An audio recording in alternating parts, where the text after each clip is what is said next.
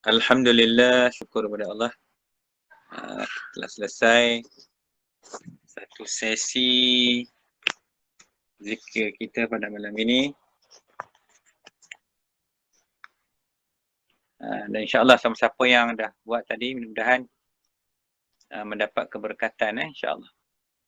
Jadi banyaklah, saya rasa sepanjang kita mengadakan program zikrullah pada malam ni, pada malam-malam yang lepas, banyak perkara-perkara yang kita telah belajar kan, bagaimana untuk melatih diri untuk sentiasa kita berzikir kepada Allah Subhanahu Wa Taala. Jadi malam-malam tu macam itulah kan, kalau malam-malam bila ada masa, kalau mengikut dalam keadaan-keadaan amalan-amalan tariqat, memang macam inilah keadaan dia. Waktu malam tu diisi dengan program-program ataupun kuliah-kuliah macam ni. So insya-Allah ribat kuliah kita, ribat kuliah pada malam ini seperti biasa kita sambung lagi tentang seterusnya. Tajuk yang seterusnya pula malam ni kita pergi kepada kuliah kita ya. InsyaAllah malam ni kita ada keringkahkan. Baik, tajuk kita sambung lagi iaitu dari segi yakin. Kita masih lagi dalam kuliah tentang ilmu yakin, tentang iman. Iman. Baik, jadi pada semalam pun kita dah bincang. Saya rasa saya dah sentuh tentang penjaga, siapa penjaga kita. Bagaimana untuk meningkatkan diri. Meningkatkan diri menjadi manusia yang soleh. Tak ada orang saya rasa dalam jemaah kita malam ni, tak ada siapa yang nak duduk di bawah. Kalau boleh semua tu nak naik ke atas. Semua nak jadi orang yang baik, paling baik. Tapi kadang-kadang kenapa tak boleh? Kita pun bertanya heran juga. Kenapa aku ni tak mau jadi macam orang baik? Masih lagi terbawa-bawa dengan perangai huduh. Dengan sikap-sikap yang apa orang panggil hipokrit. Berpura-pura banyak. Menipu-nipu. Depan buat lain. Belakang buat lain. Depan cakap lain, belakang buat lain. Ini semua persoalan. Kita tak ada orang nak tarbiyah kita. Kalau kita tanyalah orang, agak-agak lah kita jumpa Datuk Guru, Ustaz nak ambil saya jadi anak murid. Ustaz tu kata geleng kepala. Tak apalah makcik, tak apalah kak, tak apalah abang. Saya pun tak tentu lagi nak pergi ke mana ni. Kita tanyalah siapa pun. Kok ada orang teringin nak ambil kita sebagai anak murid dia. Ni satu persoalan. Sedangkan kita kena ada guru. Kita kena ada Datuk Guru. Tak boleh tak ada Datuk Guru. Kita tak boleh lah ambil borong ustaz yang kita mengaji tu semua Datuk Guru kita. Itu guru mengaji tak apalah. Yang kita cakap ni guru mursyid.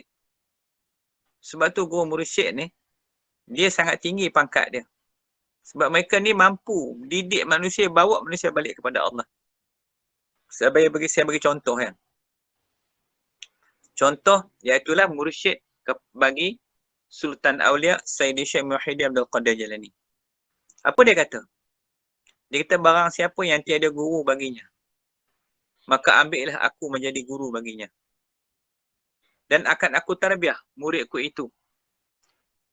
Sehingga jadilah ia seperti mana aku. Itu kata Syekh Abdul Qadir Jalani. Jadi kalau siapa-siapa yang tak ada guru tu, maka dia suruh ambil dia tu sebagai guru. Dan insya-Allah dia akan tarbiyah sebagaimana dia sampai kepada Allah.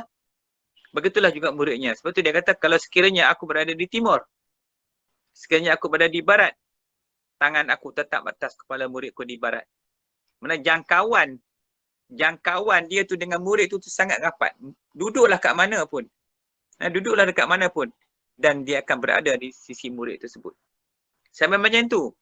Punya tingginya darjat mursyid tu tadi. Seperti mana juga Nabi dengan para sahabat.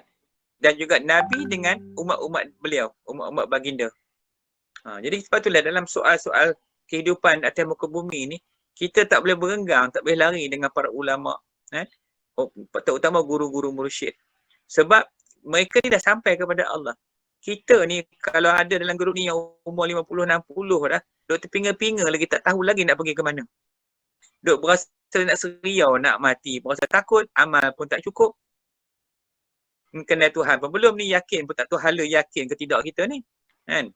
Sebab kita terlalu banyak asyik dengan perkara-perkara yang duniawi ni sehingga melalaikan kita, melupakan kita kepada Allah Subhanahu Wa Taala. Dia seronok macam mana pun kena mati. Ni persoalan kita. So jadi bila sampai ke umur macam ni, kita dah mula rasa bimbang. Sebab amal kita tak cukup lagi. Tetapi dalam masa yang sama, kita tak ada usaha pula. Dah kita tahu amal kita tak cukup, kita duk sibuk dengan benda duniawi, benda maksiat banyak sangat. Lagilah teruk, dah lah kita tujuh dengan Tuhan. Ngaji pun tak ada. Kita asyik benda lain lagi. Benda maksiat bila banyak, hati gelap. Masalah kita yang saya nak cerita ni, bila gelap hati tu susah dah. Sebab itulah Imam Ghazali kata apa? Apabila umur kamu mencapai 40 tahun, ketika itu amal kebajikanmu tidak dapat mengatasi amal kejahatan. Maknanya, masa umur 40 tu kalau dihitung-hitung, amal jahat tu lebih banyak lagi pada amal kebajikan. Maka kata dia, maka bersiap-siaplah kamu untuk masuk ke neraka Tuhanmu. So siap masuk ke neraka. Imam Ghazali ni tahu kan? Dia Tuhan kan? Tak. Manusia ni, bila dah 40 tahun duk buat dalam maksiat, amal jahat tu banyak. Amal jahat ni tadi akan memenuhi ruang-ruang hatinya. Sebab satu dosa, satu amal kejahatan, satu titik dalam hati. Jadi apabila sampai umur 40 tahun, sekiranya amal baik tak mengatasi amal jahat, titik hitam tu akan memenuhi ruang-ruang dalam hati itu. Sehingganya dia dah jadi zulmat dah. Dah tak nampak lagi dah cahaya petunjuk. Buat baik, sembahyang, puasa, zakat, haji, semua buat. Semua buat. Tapi tak beriman kepada Allah. Cuba tengok perangai orang tua-tua. Cuba kita tengok. Kita benda dah tua ni, cuba kita tengok perangai kita macam mana. Perangai macam orang muda kadang-kadang tu. Sepatutnya dah berubah. Padi ni, bila dah berisi, makin tua, makin berisi, cuba tengok perangai padi. Makin tunduk. Bukan macam lalang. Lalang ni dia liuk kanan, liuk kiri, tiup dia angin. Jangan jadi macam lalang. Kita ni kerja macam padi tu. Maknanya makin warak, makin zuhud, makin diam, bukan makin banyak cakap lagi. Makin dekat dengan Allah, dekat dengan kematian kita tu. Jadi ini perkara, itu kata Imam Ghazali. Jadi bila kita dah tahu kita macam ini, maka apa usaha kita? Iaitulah kena kembali balik kepada Allah. Kena ada orang bimbing kita. Kena ada orang bimbing. Mungkin orang kata tanya balik, Ustaz, macam mana saya ni kalau nak jadi murid bagi Syekh Habib Qadir Jailani? Bagi Syekh Muhyiddin? Sebagai mursyid. Kita pergilah mana tempat pun, orang tempat-tempat ribat ni. Ribat tempat-tempat pengajian, pesantren ke, pondok ke mana kita pergi. Mesti ada tok guru. Yang sedihnya kita ni tak ada tok guru. Konon-kononnya kita ni boleh berdikari sendiri. Mana mahu apa itu? Bila kita berasa kita tak ada tok guru, siapa nak negur kita? Okay. Dia sampai satu peringkat, manusia ni punya sombongnya, tegur pun tak boleh. Kita tegur dia sepatah, dia jawab kat kita 10 patah. Kita tegur tu nasihat. Tapi dia patah balik kita 10. Kamu pun serupa juga. Tu masalah manusia ni.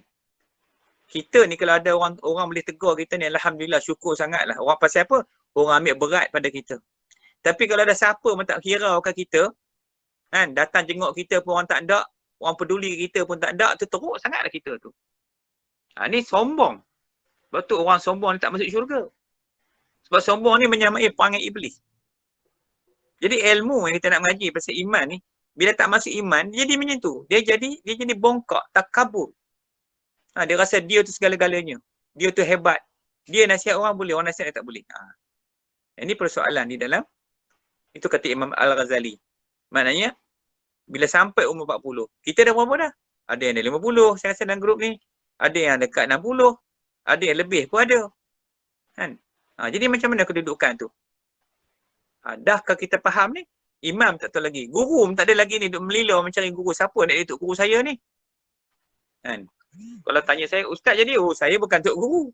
Saya tukang cakap boleh lah. Mursyid ni, satu darjat, satu tingkatan, kan? Kedudukan seorang hamba Allah yang sentiasa berintai-intai dengan Allah Subhanahu Wa Taala. Mursyid ni seorang yang sangat hebat. Hafaz Al-Quran, hafaz hadis. Ratusan ribu hadis mereka ni hafal. Ini mursyid. Kita nak cari mursyid lah ni dah tak ada dah yang tu. Yang ada guru-guru macam ni boleh lah. Orang panggil apa? Kalau tak ada rotan tu, akar yang tinggalan ni. Sebab mursyid macam tadi saya kata. Contohnya Syekh Abdul Qadir Jalani, Imam Al-Ghazali, Junaid Al-Baghdadi, Imam Asy-Syafi'i. Itu semua orang yang darjat dia darjat mursyid.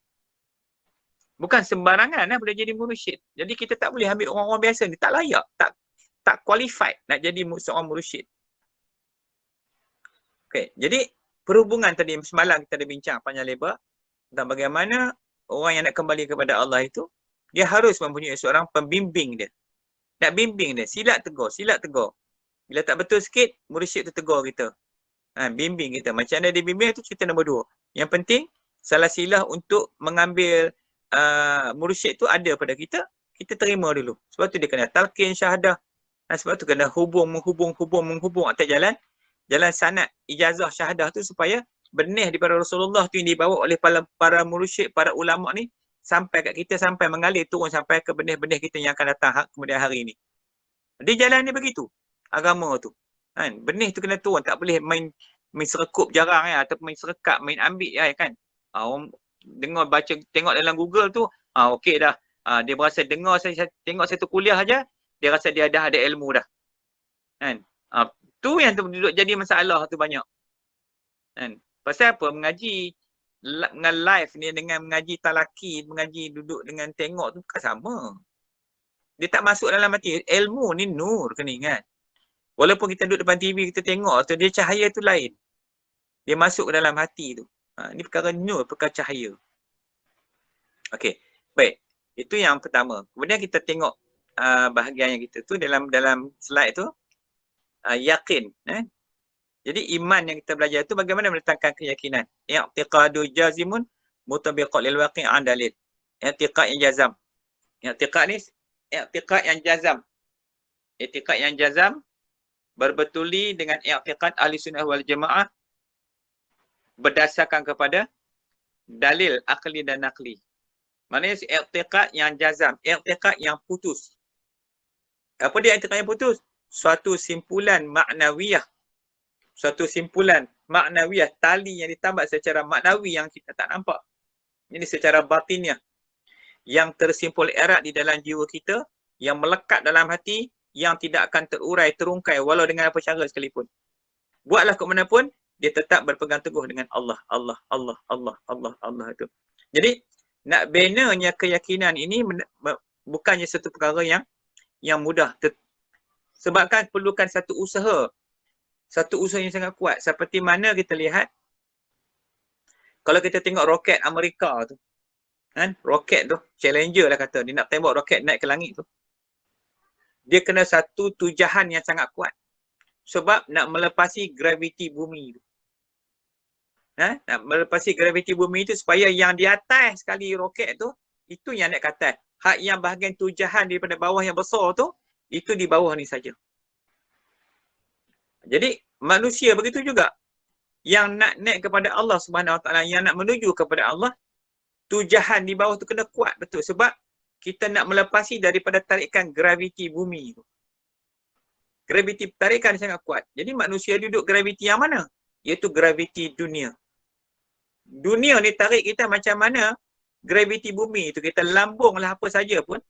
Lambunglah batu, lambunglah seberat-berat benda.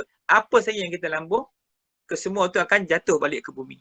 Maknanya tarikan bumi itu sangat kuat. Demikianlah juga tarikan dunia kepada manusia. Pada kita ni lah. Jadi bila tarikan tu sangat kuat. Bukan calang-calang kalau kita nak lepaskan diri. Mesti kena ada pembimbing. Mesti kena ada mursyid yang bawa kita naik. Kalau tidak, kita naik sendiri pakai tak lepas lah kata. Sebab itulah kita tengok roket tu. Bila dia naik ke atas, dia melepasi daripada tarik sempadan tempat graviti bumi berpisah dengan tu. Roket yang tadi punya berat, bila sampai di atas, dia lepas saja tarikan graviti bumi tu, dia punya speed dia 1000 kali ganda. Sebab tu dunia ni, dia pusing bumi ni dalam masa berapa minit je. Berapa minit je laju. Sebab dia tarikan tu dah hilang. Demikian juga manusia, bila selepas dia dapat melepasi daripada tarikan duniawi ni, kasihkan dunia, cintakan harta, cintakan nafsu tu dan sebagainya, maka dia lepas ke atas tu, dia dah bebas, merdeka dah berdepan, kembali kepada Allah. Sangat ringan terbang di langit sana tu. Itu contoh yang kita boleh faham. Kalau kita nak faham bagaimana tentang tambatan, tarikan graviti bumi yang susah nak melepaskan kita tu. Pasal tu susah. Lepas tu dia kena ada bimbing, kena ada guru. Untuk guru ni tengok. Mu ni, aku tengok teruk sangat nafsu mu ni. Kuat sangat ni. Dunia kuat sangat. Mengumpat orang, mengatur orang, gelak siang malam. Contohnya gitu. Ada orang tegur. Ni bila orang tegur dia, alah sikit-sikit dunia pun tak boleh. Marah pula. Kalau lelaki tegur bini kan macam tu lah. Kalau bini tegur lelaki pun serupa juga. Anak tegur, bapak tegur anak. Macam tu. Jadi, sebab tu Imam Ghazali suruh pilih sahabat, kawan yang boleh tegur kita tu. Yang boleh pergi nasihat kita. Kamu ni macam mana? Dia dah terlanjur dah kamu ni. Orang macam ni nak kena ada. Kalau tidak, kita duk berasa kita ni pandai. Kita ni segala-galanya. We are everything. Kita tak boleh ditegur. Kita tak boleh nasihat sebab kita pandai. Kita berasa kita pandai. Ni jahil murakab dia panggil. Ni bahaya dia. Orang jahil murakab dia berasa dia pandai. Tegur tak boleh. Orang kata cerdik tak boleh diikut. Bodoh tak boleh diajar. Inilah jenis manusia jahil murakab dia panggil. Dia banyak jahil lah. Dulu jenis jahil. Nanti saya tunjuk sekejap lagi. So jadi, yang katakan mursyid ni penting sangat-sangat ni sebab nak bimbing kita balik.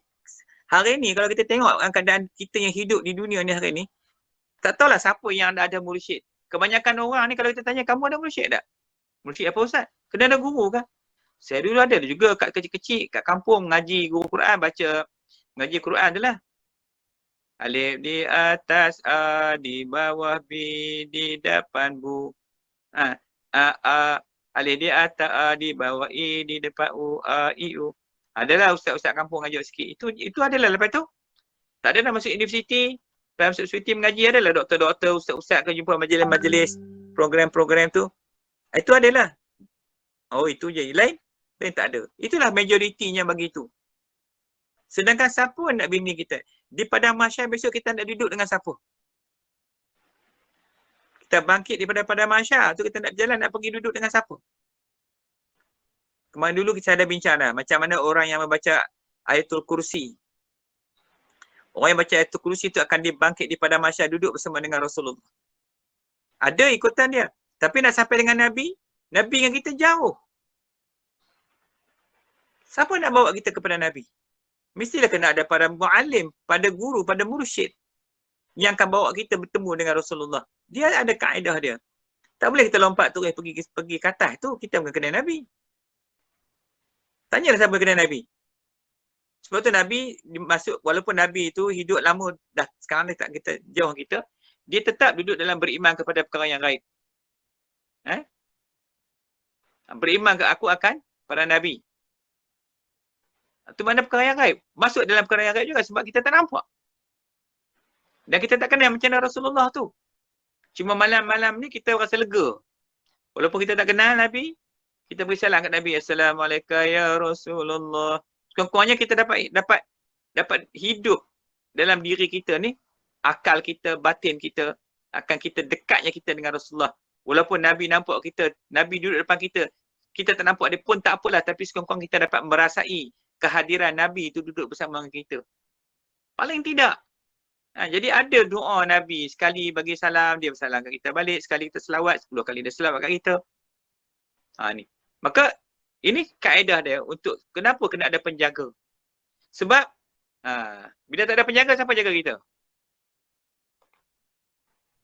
Bila tak ada penjaga, siapa jaga kita?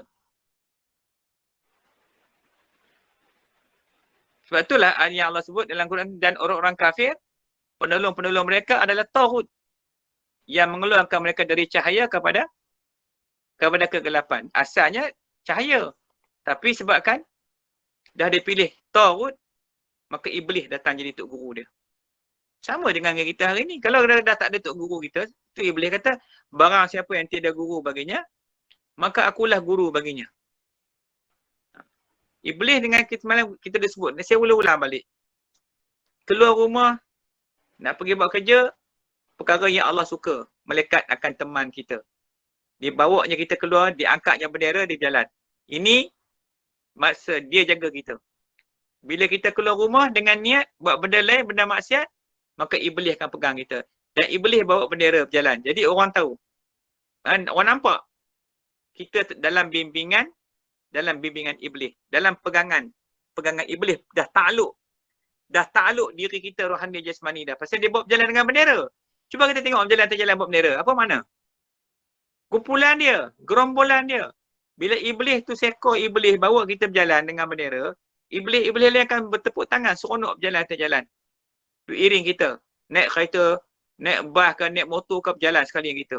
Pergi sampai kita balik. Tapi kalau malaikat pula rombongan malaikat pula yang berjalan. Gerombolan-gerombolan malaikat yang berjalan. Dengan cahaya Allah, bawa kita. Sama-sama bimbing kita. Dia jaga kita selama kita pergi buat kerja-kerja Allah. Yang Allah suka.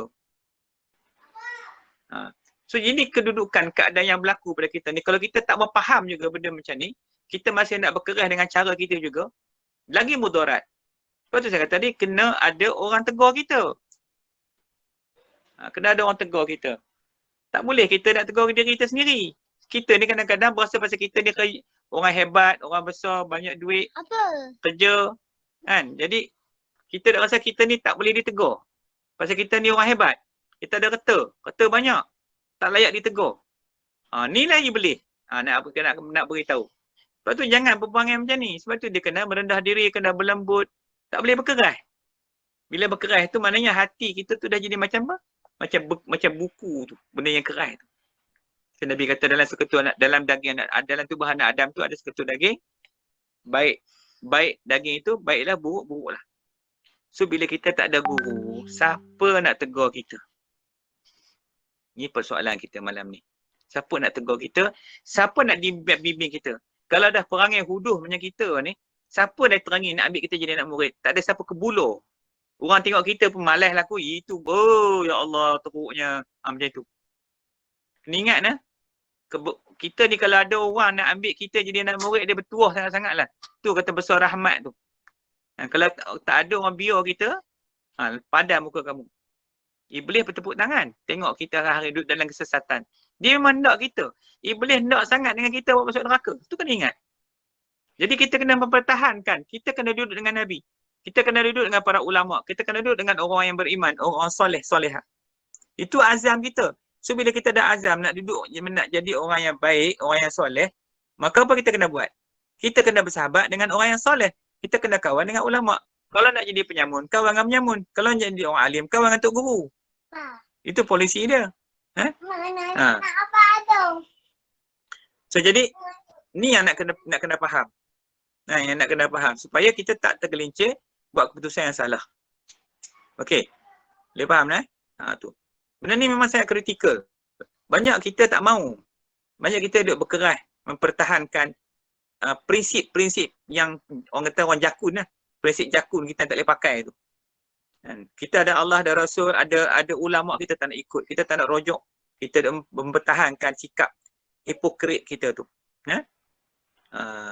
Baik, okey. So jadi itu yang pertama sekali. So jadi malam ni saya nak perjelaskan bahagian yang tadi tu, yang tentang penjaga kita tu. Jadi maka tak nak lepas ni carilah. Kalau yang duduk di Kemaman ke, Kemaman pun kita alhamdulillah kita dah ada Babaman. Kat Kemaman tu dah ada rumah Tazah Ma City pun alhamdulillah saya tengok. Kita dah buat program kat sana, dekat Berserah pun kita dah buat program tentang syahadah. Alhamdulillah sambutan bagus. Ramai dah kita dah syahadah dah. Dah ramai dah ada mursyid. Saya bukan mursyid tu adalah Sultan Aulia tu Syekh Muhyiddin Abdul Qadir Jalani. Rojoklah balik ke dia. Pandang balik ke dia sebagai guru kita. Kemudian tempat-tempat lain Kelantan, di Johor, Melaka, tempat lain tu insya-Allah kita pelan-pelan kita akan bergerak lepas ni PKP ni. Kita akan pergi untuk buat program secara live. Malam ni walau bagaimanapun sementara kita sampai ke sana, kita kuliah dulu dalam maya ni, dalam berebat maya ni. Mudah-mudahan ini pun salah satu jalan untuk memberi peluang kita merasai ilmu Allah pada malam ni. Baik. Jadi yakin tu. Jadi i'tiqad yang yakin. I'tiqad iaitulah simpulan maknawiyah. Itu nama dia i'tiqad. Ini satu pegangan. Kena ada i'tiqad yang jazam. Jazam, lawan dia syak, zon, waham. Yakin ni putus. Putus ni 100%. Zon, banyak percaya, sikit tak percaya. Okey, nanti belakang sikit lagi kita tunjuk balik. So jadi di sini macam mana nak menghadirkan yakin dalam diri kita ni? Kita nak yakin Allah Ta'ala ni macam mana? Betul ke Tuhan ni wujud? Dia ni, bab yakin ni, Orang yang yakin kata adanya Allah Ta'ala tu, dia jadi perangai dia elok sangat. Dia boleh tahu, dia boleh kawal. Bila dia nak cakap yang buruk tu, dia teringat Allah dulu. Dia takkan cakap. Ni kalau dia main redah aja, dia main langgar aja, itu dia tak yakin. Dia tak yakin, dia tak nampak Tuhan tu. Lepas tu Nabi kata, martabat apa dia hakikat ihsan? Hakikat ihsan tu ialah engkau beramal, kata Nabi, seolah-olah kau nampak Allah. Kau nampak Tuhan, kau beramal ni. Beramal dalam kehidupan ni. Tak kisahlah amal apapun.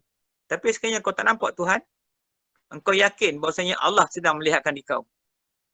Tinggi tak martabat ihsan tu? Tinggilah, maknanya dia nak bahas satu benda tu, dia nampak Allah dulu. Dia merasa kehadiran Tuhan tu. Tak boleh. Asal dia nak mengutuk orang, nak maki hamun orang, dia tak boleh buat. Tak boleh. Orang ajar buat maksiat, dia tak boleh. Nak buat benda yang dilarang oleh syarak, dia tak boleh buat. Pasal dia nampak Allah. Itu tanda yakin. Tapi kalau dia rempuh juga, dia tahu benda tu maksiat, dia pergi juga buat. Dia nak buat juga, maka dia bukanlah nama dia yakin. Memang dia tak kenal Tuhan sebenarnya. Sebab dia tak merasai kehadiran Tuhan di sisi dia tu. Bila dia tak dapat rasa Tuhan tu hadir bersama dengan dia, kan? Maka dia akan langgarlah segala hukum hakam Tuhan. Okey. So jadi, demikian juga dengan yakin yang kita duk belajar malam ni. Nak membina keyakinan tu. Supaya yakin tu hadir dalam diri kita. Yakin ni, maksud Y-A-Q-I-N, yakin. Yakin ni dia satu sifat. Satu sifat. Macam mana akal juga. Akal ni, suatu sifat yang Allah jadikan pada manusia ni, yang boleh memikirkan akan ilmu nazariyah. Yang ni ilmu yang kena fikir. Akal ni dia sifat eh. Kita nak tengok dia, kita bukan nampak. Akal ni satu sifat yang Allah jadikan untuk memikirkan. Dia kena fikir. Ilmu nazariyah, ilmu yang kena fikir. 2 campur 2, 4. 3 kali 2, 6. Macam tu. Dia kena fikir. Itu kerja dia. Yang mana akal ni boleh membezakan antara manusia dengan haiwan. Dia boleh beza. Dia tahu ni najis, ni bukan najis. Ni haiwan, ni bukan haiwan. Jadi akal ni nak bezakan antara manusia dengan haiwan. Dan akal ini pula, dia pun ada pembimbing dia. Siapa dia pembimbing dia? Iaitu syarak. Sebab akal manusia, kalau tidak ada syarak, maka dia panggil majnun akal tu. Akal tu jadi akal yang gila. Akal yang gila ni, akal yang dia macam tak ada siapa nak panduan. Akal kita ni, kalau tengok orang merompak, tengok orang mencuri, orang bunuh orang. Akal yang sama juga. Tapi bila akal tu tak dikawal, bila yang mengawal akal tu nafsu, maka dia akan ikut suka dia nak buat apa pun. Dia boleh merompak, dia boleh fikir. Akal ni dia macam lalang. Ikut je. Kalau yang baik, yang feeder dia, yang bagi sumber ke dia tu, kepada dia tu, daripada malaikat, dia jadi baik. Daripada syaitan atau nafsu, maka dia akan jadi jahat. Dia fikir macam mana nak merompak. Akal tu juga. Tapi akal tu juga boleh jadi akal yang baik. Ini akal tu, sifat akal tu. Memikirkan. Dia boleh mikir akal ni. Maka akal itu hendaklah ia lazim melazimi dengan syarak. Sebab kalau tidak ada syarak, maka akal tu dipanggil majnun. Akal tu akal yang gila. Ini kita faham baik-baik tentang akal ni. Demikian juga dengan yakin. Yakin juga adalah satu sifat. Yang mana yakin bila dia duduk dalam diri kita, duduk dalam hati kita, maka dia akan beriman kepada Allah. Dia akan nampak Allah. Dia akan rasa kehadiran Allah dalam diri kita ni, manusia ni. Tetapi sebelum hati kita ni menerima yakin tu, maka yang pertama sekali, akal kita kena ada ilmu dulu. Kita tak boleh terjah terus dalam hati supaya yakin. Kena lalu satu step sebelum tu. Iaitu akal dengan ilmu. Maksudnya akal tu kena mengaji, kena ada ilmu dulu sebelum akal tu membawa ilmu ke dalam hati. Bila sampai ke dalam hati, barulah hati ni boleh menerima ilmu tu. Sebelum hati ni nak yakin. Yang nak yakin ni bukan akal. Yang nak yakin ni hati kita. Hati tu nak yakin kepada Allah Subhanahu Wa Taala. Yang nak beriman kepada Allah ni semua kerja hati. Selagi hati itu tidak ada maklumat tentang ilmu, tak kenal Tuhan, tak tahu macam mana sifat Tuhan, macam mana sifat wajib bagi Allah, sifat mustahil bagi Allah, sifat harus bagi Allah, pun tak tahu macam mana nak kenal Tuhan. Jadi asas pertama adalah ilmu tu dulu. Ilmu tu sangat penting, sebab tu kena mengaji. Kalau mengaji, tengok FB satu hari tu boleh mengaji, tak boleh tu, memang teruk lah. Kan? Sebab tu bahaya FB ni, bahaya handphone ni, bila media sosial ni, kita dah jadi lara dah. Dulu adalah masa nak baca Quran ke, sekarang dia bila baca Quran pun tak ada rasa zuk. Kita zikir pun tak ada rasa zuk, tak ada jelira, tak ada rasa sedap. Nikmat tu tak ada, sebab apa? Hati tu terpaut. Sekejap lagi nak tengok kawan-kawan pula. Nak tengok ni orang ni pula. Kita dipaksa untuk ambil tahu benda yang tak faedah kepada kita. Hal-hal rumah tangga orang kita sibuk. Hal-hal peribadi orang kita sibuk. Semua kita nak ambil tahu hal orang. Tuhan suruh macam itu ke? Hal kita pun tak terurus. Buka pula dalam FB tu, kita terpaksa tengok. Pasal tu buruknya fitnahnya FB ni, kerana media sosial ni membinasakan kita. Sedangkan masa untuk kita berdepan dengan Tuhan tu, kita dah mula dah kurang. Kalau beramal pun ala kadar je, sambil lewa je. Tak bersungguh. Ni bahaya dia ni. Ni satu penyakit lagi. Sebab bila sekularisme telah mendominasikan dalam kehidupan kita, dia menguasai akal, fikiran dan jasad kita, maka kehancuran, kebinasaan kita tu dah mula nampak nyata dah. Dah nak ikut jalan iblis dah. Sekularisme ni jahat. Kan? Dia potong semua angin-angin amal-amal ibadat yang kita boleh buat. Bila adanya benda ni, kita dah mula goyah dah. Okey. Kemudian akal tadi harus diberi suntikan ilmu untuk mengetahui dan mengenal akan asas-asas iman, iaitu yang terkandung dalam rukun iman 6. Jadi akal ni kita kena bagi dia makan dulu. Gitulah. Bagi dia makan dulu. Kita kena bagi ilmu dulu. Kita kena lanyak dulu akal kita ni. Bagi dia hafal sifat 20 tu contoh dia. Yang berapa puluh aqaid? 40. 50 aqaidul iman. Itu pun ada lagi ulama yang kata 60 lagi. Ada yang kata 65 lagi aqaidul iman. Lagi banyak. Lagi mengaji, lagi banyak. Lagi kita ambil hak asas dulu. 20 sifat wajib bagi Allah. 20 sifat mustahil bagi Allah. Dah 40. Satu sifat harus bagi Allah. 41. Kemudian sifat wajib bagi Nabi 4. Sifat mustahil bagi Nabi 4. Jadi 4 je 8. Campur satu lagi sifat harus bagi Nabi. Maka jadi 41. Tadi 41 campur dengan 9 jadi 50. 50 aqaidul iman. Yang ni kita kena tanam dulu dalam akal kita supaya akal tu faham, kenal. Oh macam ni. Oh Tuhan ni bersifat dengan wujud. Apa makna wujud? Wujud gini. Apa dalilnya wujud? Baru alam ini, contoh dia gitu. Kemudian sifat Allah yang wajib bagi Allah yang kedua apa? Qidam. Apa makna qidam? Sedia adanya Tuhan. Sedia masa bila? Sedia sejak azali lagi, contoh dia. Mana dalil tanda sedia? Baru alam ini. Jadilah dulu. Yang asal tu dulu. Kalau tak boleh hujah, bawa dalil nakli pun bawa hujah-hujah yang akliyah tu dulu. Cukup. Bagaimana akal tu dia boleh fikir dah. Allah begini. Ni sampai tak kerti apa langsung ni. Nak suruh hafal Allah wujud qidam bakar tak boleh. Baiklah budak-budak tadika lagi. Allah wujud qidam bakar mukhalafatuhu lil hawadisi qiyamuhu binafsihi wahdaniyah qudrat iradat. Itu lagu nasyid dia nak hafal mudah ingat. Maka orang-orang ni, tok-tok guru ni dia pandai. Dia buat nasyid gitu nak bagi mudah kita ingat. Dan bila kita ingat, oh macam ni mudah nak hafalnya. Gitu. Tapi kalau kita mengaji insya-Allah lah. Bila ada hujah hari-hari itu berhujah. Ni ilmu akal ni memanglah ilmu. Kalau ilmu tauhid ni mengaji kena lawan hujah. Nak dapatkan keyakinan tu. Dapat keyakinan. Okey.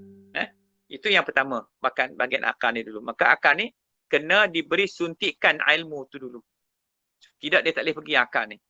Jadi apabila seorang itu tanpa ilmu, dia tak ada ilmu. Adalah sangat sukar baginya memburu keyakinan. Nak memburu al-yaqin tu sangat susah sebab yakin tu dia punya bahan, olahan untuk yakin tu adalah ilmu tu. Walaupun ilmu tu dengan akal, tapi sifat ilmu tu nur. Ilmu akhirat. Ilmu tentang Allah, tentang Rasul, tentang akhirat, tentang rukun iman yang 6 ni tadi. Tentang Islam, tentang ihsan. Kesemua ilmu ni bersifat nurullah. Bersifat cahaya Allah. Dia jenis nur. Jadi jenis nur. Bila kita mengaji, benda nur ni, apa dia bakal bagi kat kita balik? Dia akan menyuluh. Dia akan menyinarkan hati kita tu. Pasal tu nak dapat yakin kena ada ilmu dulu. Kalau ilmu tak ada, saya yakin aku ni insya-Allah hakul yakin dah. Terus cerita dia hakul yakin dah. Ada sesat selalu tu. Sebab yakin ni perkara batinnya. benda maknawiyah, benda tak nampak. Macam mana terjadi? Sebab hasil pembentukan ilmu tu tadi yang dibawa masuk dengan akal. Akal fikir dulu. Secara logiknya akal dia kena logik dulu. Dia fikir-fikir memang betul Tuhan ni ada. Apa bukti ada Tuhan ni? Kalau burung, macam mana nak ada bukti ada burung? Oh, pagi-pagi pergi berpokok, ada itik burung. Confirm malam tadi memang ada burung bertinggi atas pokok tu. Maknanya dengan adanya itik burung, adanya Tuhan. Maknanya perbandingan adanya burung. Jadi kita boleh bandingkan macam tu sebagai kiasan. Adanya alam ini, mesti adanya Tuhan yang mencipta alam ini. Mustahil alam ini berjalan dengan sendiri dia. Kan? Tak boleh. Mustahil. Mana mustahil pada akal? Akal kata salah. Bukan, benda itu tak betul. Mustahil. Itu contoh macam mana? Contoh kita nak faham tentang alam, tentang kewujudan Allah Subhanahu Wa Taala. Sebab hakikatnya kemudian ketuhanan ni adalah kita meletakkan Allah saja yang wajib wujud. Yang wajibul wujud hanyalah zat Allah semata-mata. Hal lainnya semua fana'ul fana' binasa. Yang kekal wujud adalah zat Allah Subhanahu Wa Taala. So kita akan mengaji sampai peringkat tu nanti insya-Allah. Baik. Kemudian okey, faham tak? Ringkas-ringkas jadilah. Jadi pada yang bahagian kedua ni kalau kita lihat, yakin ni pula diberi bahagian, dipecah oleh para ulama dengan 3 jenis keyakinan. Yakin ni. Yang pertama dia disebut ilmu yakin. Maknanya keyakinan yang berasas kepada pengetahuan. Mana dengan ilmu. Yakin yang bahagian ni dengan ilmu. Contohnya, rumput basah yang mungkin disebabkan oleh hujan. Ataupun bila kita melihat asap, kita tahu ada api walaupun kita tidak melihatnya. Ni yakin dengan ilmu. Kita tengok asap, kan? Kita tahu mesti ada api terbakar kat situ. Kan kita tengok dia nampak asap kan? Kita tahu betul bunyi bomba pula. Confirm kita kata keadaan mesti ada terbakar. Tu yakin. Yakin ni yakin dengan ilmu baru. Dia tengok dengan mata kasar, mata kepala dia. Kemudian ainul yakin. Apabila dia melihat dengan mata dia sendiri. Dia tengok. Contoh dia melihat kebakaran. Tadi baru tengok asap. Berjalan pergi tengok dekat. Allah terbakar. Rumah. Tadi tak tahu lagi. Hutan ke, kereta ke, apa yang terbakar ke. Tapi bila dia pergi jalan dekat, tengok-tengok. Memang satu bangunan rumah sedang dimakan api, terbakar. Tu sah dah. Yakin dah. Memang dia tengok sungguh dah. Yakin dah. Itu dia panggil ainul yakin. Yakin yang dalam batin dia tu. Kemudian yang ketiganya disebut sebagai hakul yakin. Yakni keyakinan kita bila merasa sendiri api itu panas dan membakar. Contoh macam ahli bomba lah. Ahli bomba. Mula dia orang pergi. Ni cerita bomba lah ni. Ni duk tengok. Asap apa benda tak tahu lagi no. Sampai dekat. Barulah nampak bangunan rumah terbakar. Terjun kereta bomba tu sampai lori bomba tu sampai. Terjun dah ahli bomba ni. Dengan batang paipnya, dengan tangganya. Pakat pancut air. Yang masuk dalam api pun ada. Pergi ni rumah terbakar. Orang nak dalam tu yang nak diselamatkan pun ada. Maka merasailah ahli bomba tu tadi. Kepanasan api tu. Dia merasai sendiri. Yang pertama hanya tengok. Yang kedua hanya melihat. Yang ketiga dia merasai akan api itu sendiri. Maka yang pertama tadi kita umpamakan dia mengenal Tuhan dengan ilmu baru. Yang kedua dia mula merasai, melihat akan kewujudan akan zat Allah Ta'ala itu. Yang ketiga dia duduk bersama dengan Allah. Bukan lagi. Hilanglah sifat keakuan yang tinggal hanya Allah Subhanahu Wa Ta'ala belaka. Semua gerak-geri dia bukan gerak-geri dia lagi. Semua gerak-geri Allah. Macam mana para nabi, para ulama, para awliya solihin. Mereka hidup semua dalam gerak Allah. Bukan gerak manusia, biasa pakai gerak Allah, gerak Rasulullah. Begitu ni. Itu keadaan itu aku yakin. Baik. Kita panjang sikit lagi, kita sambung lagi. Ini sekadar surface dulu nak bagi faham. Macam mana ulama membahagikan 3 yakin nak bagi kita mudah faham. Cerita ulama ni, mereka tulis ni nak bagi kita faham. Nak bagi kita jelas, kita faham macam mana. Kemudian, lawan kepada yakin ialah ada kat situ tu. Ada 5 benda tu kat situ. Pertamanya zon. Zon ni, banyak percaya, sikit tak percaya. Dia percaya Tuhan tu ada banyak. 99% percaya. 1% tak percaya, maka nama dia zon. Batal akidah dia, jadi kafir. Tak boleh lah. Bab keyakinan ni tak boleh. Kalau dalam solat ke, kita nak hadap kiblat tu, kau ni kau rasa-rasa betul dah kiblat kau ni. Dia zon kan, zon. Boleh boleh lagi. Istinja. Dia istinja. Basuh depan qada hajat tu istinja, basuh. Basuh kat bawah tu, kat punggung dia. Basuh berak dia, mana dia nampak. Tapi dia mungkin yakin. Yakin boleh kot. Ataupun dia zon macam mana ke. Begitu. Kemudian syak dengan Allah. Tuhan ni ada ke tak ada ni? Ada ke tak ada ni? Ada ke tak ada? Dia fikir gitu. Jangan Yang tu syak tu memang batal tu akidah. Yang ketiganya waham. Wahamnya banyak tak percaya, sikit percaya. Dia percaya kat Tuhan ni ada ni sikit. Sikit percaya ada kot Tuhan ni. Aku rasa memang ada. Tapi rasanya Tuhan ni, dia mula tak percaya gitu. Itu dia syak, dia waham pada Tuhan. Itu pun tak boleh. Kalau ni rekan-rekan nak faham. Yang keempatnya, jahil basiti. Jahil basiti ni sama sekali tidak mengetahui. Dia memang tak tahu. Bila orang tanya dia, bang, engkau kenal Tuhan tak? Aku cakap tu, aku memang tak kenal Tuhan. Aku tak mengaji langsung, minta maaf. Aku memang aku tak tahu aku nak mengaji ni. Itu jahil ni. Jahil ni, walaupun dia jahil ni, dia lebih mulia lagi daripada jahil hak satu lagi tu. Jahil, dia panggil jahlum murakkab. Kalau Melayu panggil jahil lah. Jahil ni macam jahiliah tu lah. Kebodohan yang berat.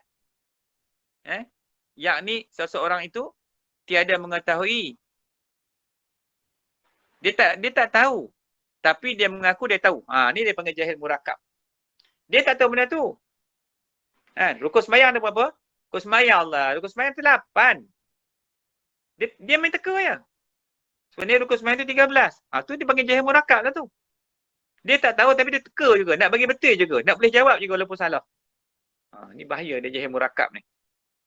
So, jadi ini lawan kepada 3 tadi. Ilmu yakin, ainul yakin, hakul yakin. So ada 3 bahagian.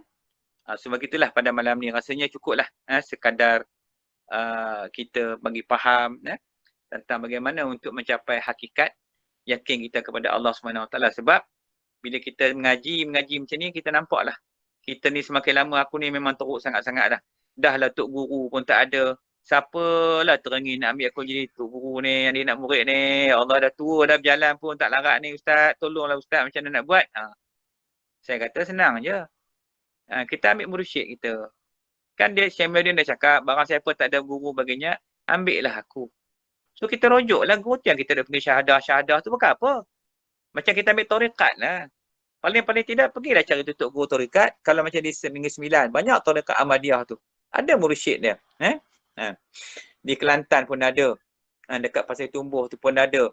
Banyak tempat dekat Pasir Putih tu pun ada. Di Terengganu pun ada. Di Terengganu kat mana? Dekat apa ni, Tok Pulau Manis kan. Tok Pulau Manis tu. Ada tarikat dia. Tok Kupaluh pun ada. Syahadah Tok Kupaluh.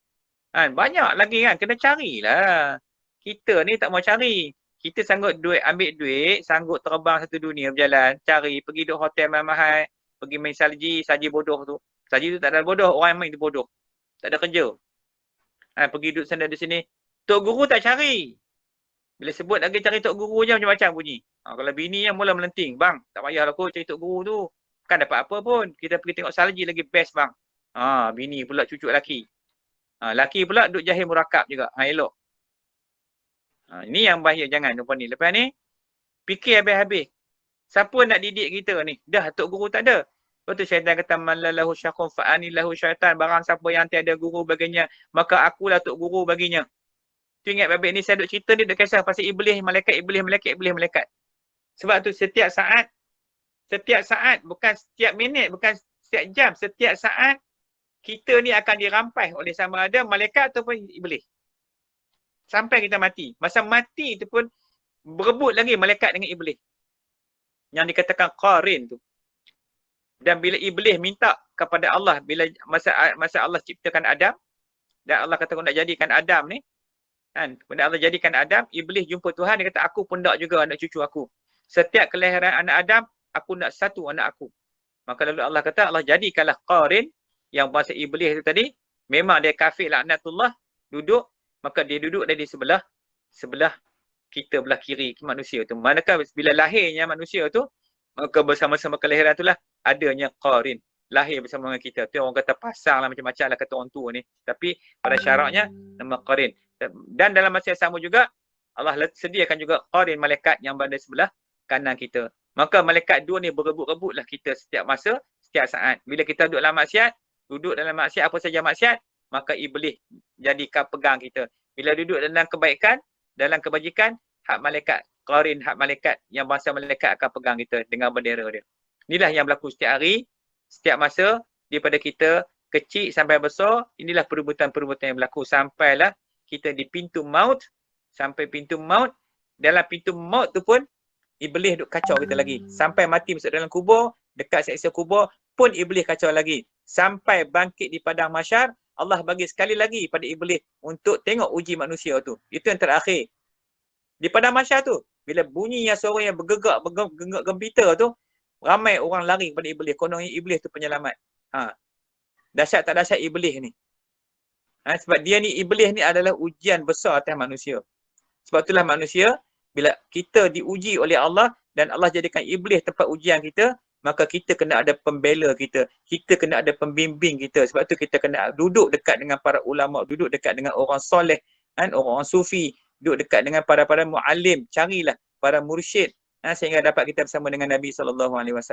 Ini sangat-sangat penting. Sebab itulah orang ulama dia tak suka, dia marah kita, cari tok guru kata dia. Cari tok guru, duduk dengan tok guru, jangan duduk seorang-seorang.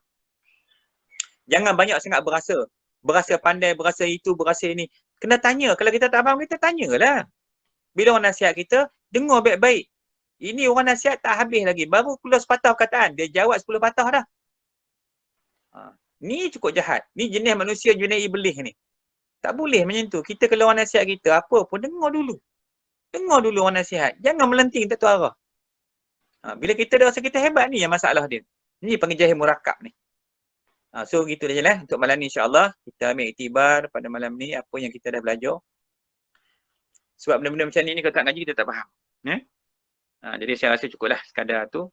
InsyaAllah malam esok kita bertemu lagi.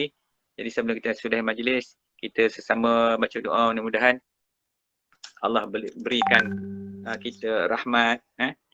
Rahmat kita ni banyak nak cari rahmat Allah, nak cari keberkatan. Al-Fatihah. A'udzubillahi minasyaitonirrajim. Bismillahirrahmanirrahim. Alhamdulillahirabbil alamin, arrahmanirrahim, maliki yaumiddin.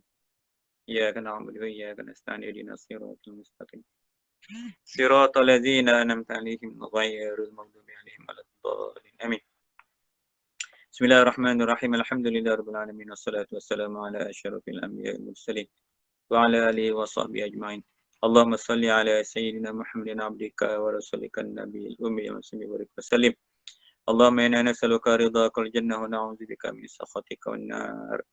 Allahumma tawil umurana wa sahih ajsadana wa nawwir qulubana wa tsabbit imanana wa ahsin a'malana wa wasi' arzaqana wa ilal khairi qarribna wa 'anil syarri ab'idna وقضي حوائجنا في الدين والدنيا والآخرة إنك على كل شيء قدير. اللهم أحينا بالإيمان ومتنا بالإيمان واشرنا بالإيمان وادخلنا الجنة مع الإيمان. اللهم ثبتنا مع الإيمان وأخرجنا من الدنيا مع الإيمان وخدم لنا من الجن مع الإيمان. اللهم عافنا من كل بلاء الدنيا وعذاب الآخرة وشر الدنيا وشر الآخرة. غفر الله لنا ولهم برحمتك يا أرحم الراحمين. ربنا آتنا في الدنيا حسنة وفي الآخرة حسنة وقنا عذاب النار. وصلى الله على سيدنا محمد وعلى آله وصحبه أجمعين. سبحان ربك رب العزة عما يصفون وسلام على المرسلين والحمد لله رب العالمين. تقبل الله منكم منا ومنكم تقبل كريم. الحمد لله. السلام عليكم ورحمة الله وبركاته.